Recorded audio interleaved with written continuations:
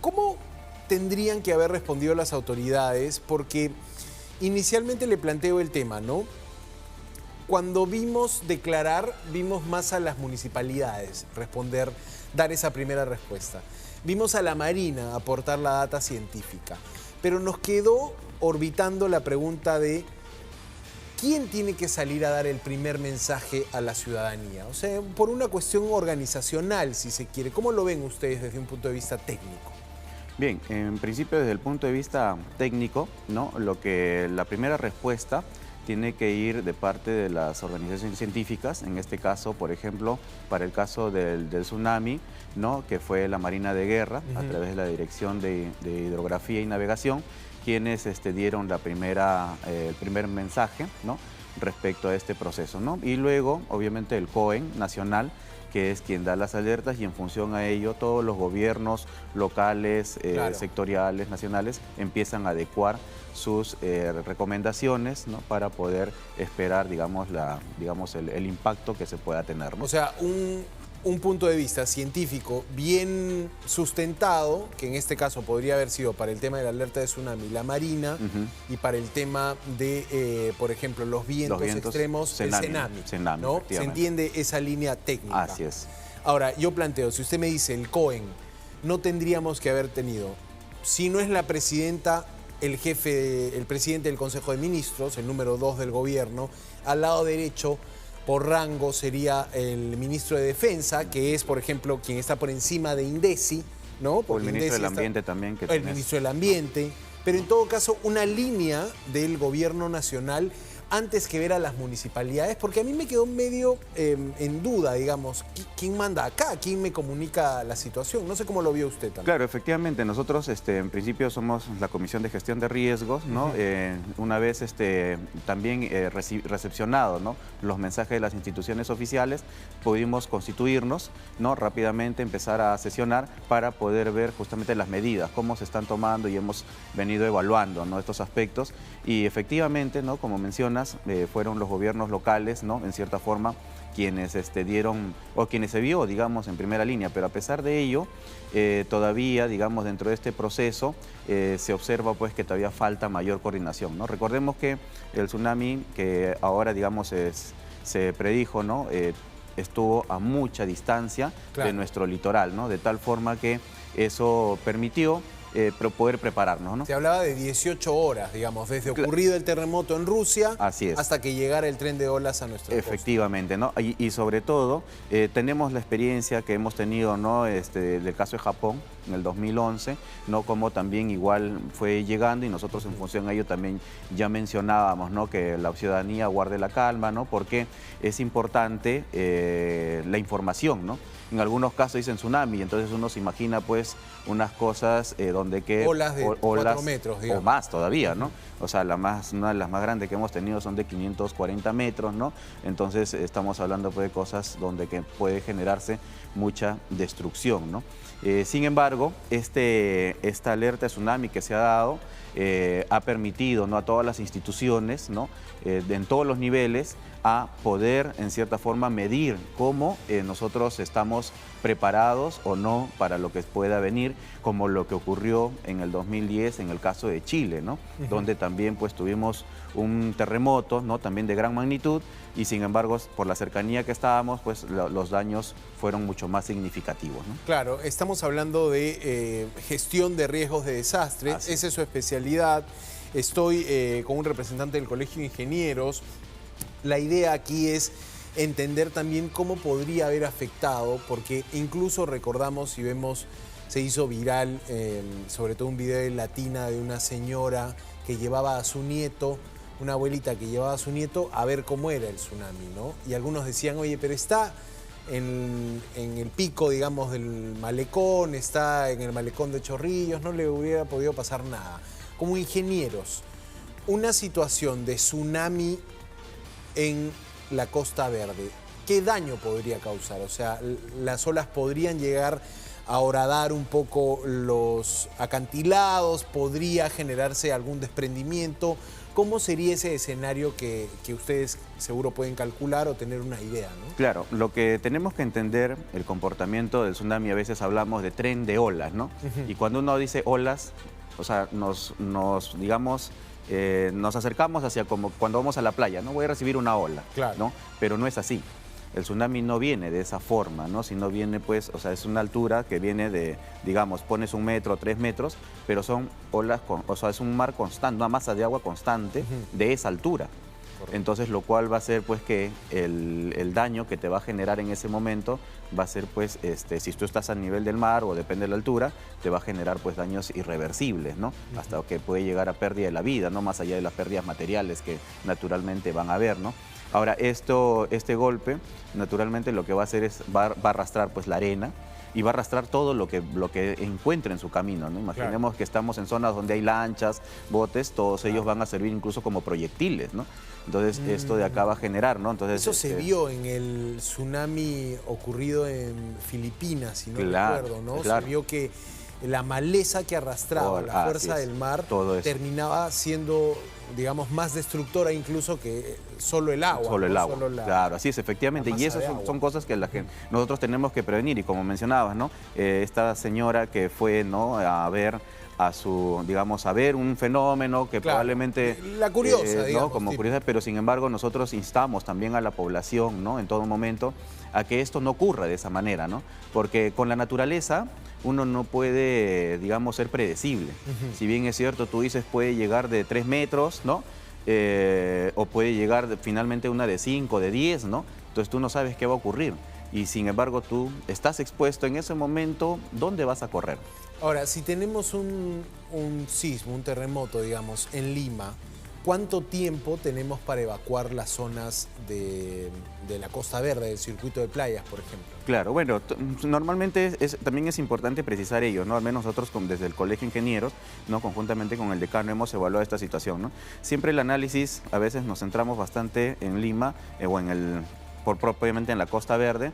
Sin embargo, también tenemos que considerar, o al menos nosotros desde Lima consideramos, ¿no?, desde Barranca hasta Cañete, donde hay distintos tipos de actividades, ¿no?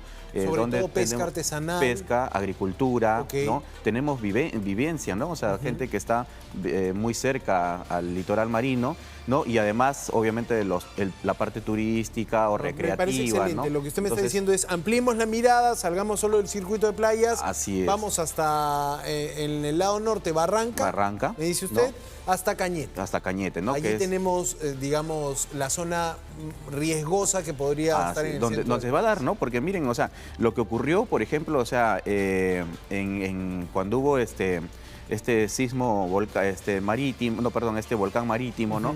Hace unos años atrás, ¿no? ¿Qué ocurrió, no? O sea, justamente el tren de olas hizo que produjera justamente ese derramamiento de petróleo, ¿no?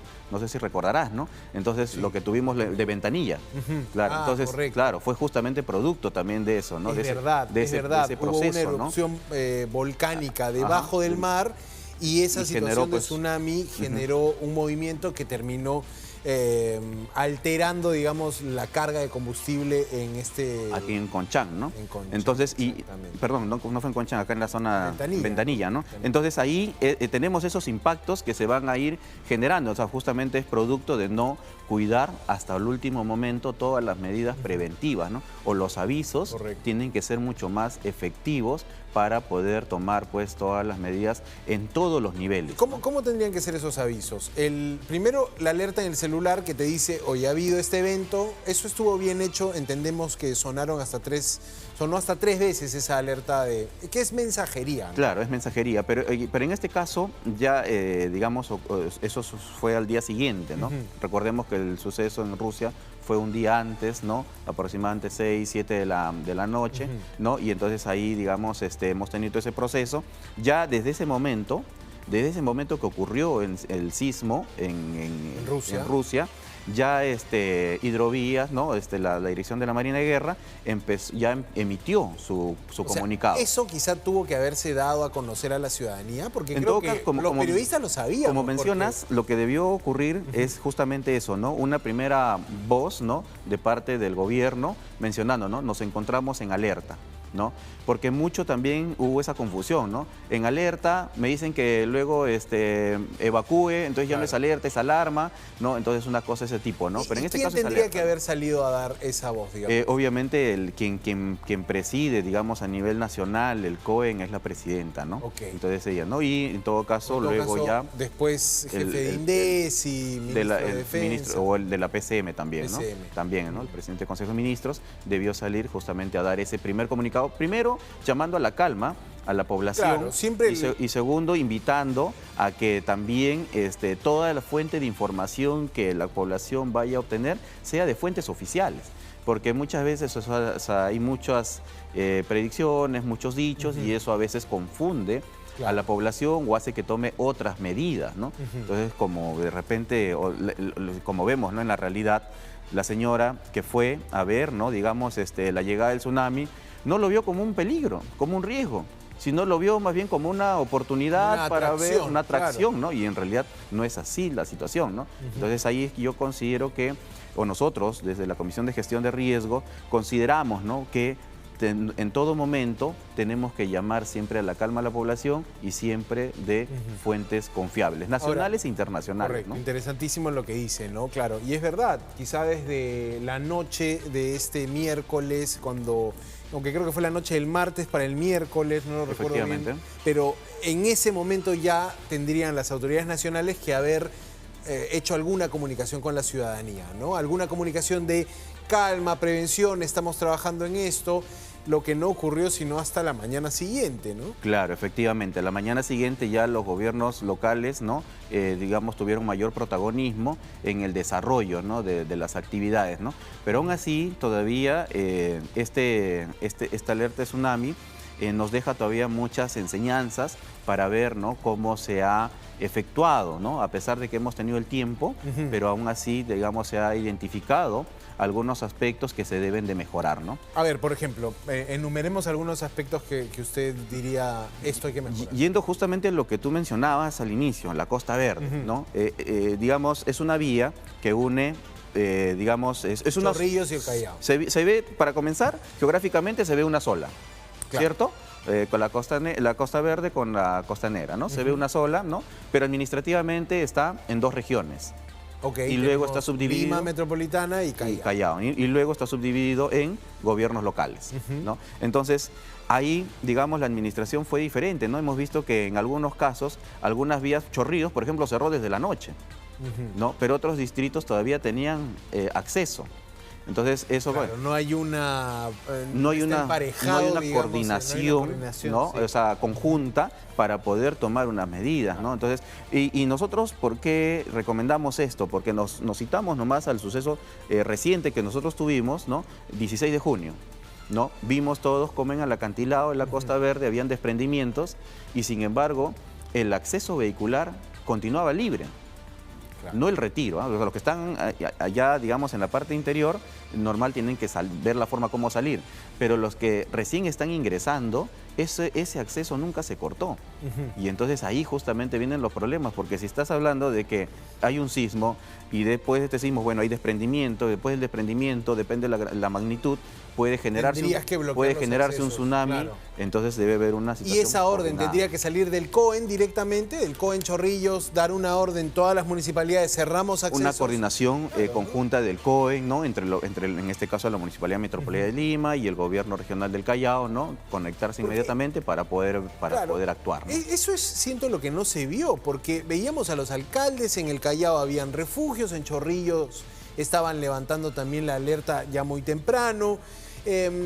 Y cuando hoy le preguntan al Premier, finalmente tiene el reporte de Lima Norte, una colega le pregunta al jefe de gabinete, el reporte de daños por el tema de los vientos en Lima Norte, el Premier dice, claro, lo tienen los gobiernos regionales y lo tienen los gobiernos municipales, como diciendo, acá está en el COEN, acá debe estar, pero no es que yo esté informado de esto, ¿no? Claro, o sea, bueno, esa situación ¿Tendría que corregirse? ¿Cómo la ve usted? Claro, no, efectivamente, ¿no? O sea, quienes están, digamos, dentro de el manejo, ¿no? De la gestión, ¿no? De las autoridades, tienen que tener toda la información de manera conjunta, ¿no? Porque luego viene el proceso justamente de rehabilitación, pues, ¿no? El proceso de reactivación, y eso, pues, tiene que también trabajarse, ¿no? Porque una de las cosas, por ejemplo, que hubo, una vez terminada la alerta de tsunami, ya la alerta cerró todavía, digamos, en la noche, ¿no? Pero, sin embargo, ya por la tarde ya estaban, digamos, algunos gobiernos locales ya estaban aperturando su vía, ¿no? Claro. Algunos sí lo aperturaban, otros no, otros decían yo voy a esperar el comunicado oficial, Claro, otros decían, o sea, pero si ya no hay nada, ¿no? Claro, que también nos confiamos, ¿no? Porque en Lima tuvimos, finalmente decían todos va a llegar de 3 metros, pero al final llegó pues de 24 centímetros, ¿no? Claro. De altura, y entonces digamos, no pasó nada, dijeron, ¿no? Como mencionamos, con la naturaleza no se puede jugar, ¿no? Entonces tenemos que estar nosotros siempre, digamos, con una medida preventiva, ¿no? Y para coordinación. eso, y para eso pues justamente están las fuentes oficiales. Claro. ¿no?